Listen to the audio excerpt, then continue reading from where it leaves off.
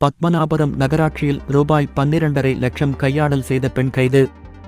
கன்னியாகுமரி மாவட்டம் நாகர்கோவில் கிருஷ்ணன் கோவில் பகுதியைச் சேர்ந்தவர் வளர்மதி, வயது 35. இவரது கணவர் இறந்துவிட்ட நிலையில் வளர்மதி கருணை அடிப்படையில் பத்மநாபபுரம் நகராட்சியில் அலுவலக உதவியாளராக பணியில் சேர்ந்தார். இவரது கணவர் குளச்சல் நகராட்சியில் உதவியாளராக பணிபுரிந்து வந்தார். வளர்மதி 2023 மற்றும் 2024 நிதி ஆண்டில் நகராட்சி கணினி வசூல் மையத்தில் காசாளராக பணிபுரிந்தார். அப்போது அவர் தினசரி வசூலாகும் பணத்தில் ஒரு குறிப்பிட்ட தொகையை மட்டும் நகராட்சியின் வங்கிக் கணக்கிற்கு செலுத்திவிட்டு மீதி பணத்தை கையாடல் செய்து வந்துள்ளார். இந்த நிலையில் கடந்த ஆண்டு நகராட்சியின் வரவு செலவு கணக்குகளை அதிகாரிகள் தணிக்கை செய்தபோது பணம் கையாடல் செய்திருப்பது கண்டுபிடிக்கப்பட்டது. இதனையடுத்து கடந்த நவம்பர் மாதம் வளர்மதி மீது துறை ரீதியாக நடவடிக்கை எடுக்கப்பட்டு அவர் பணியிடை நீக்கம் செய்யப்பட்டார்.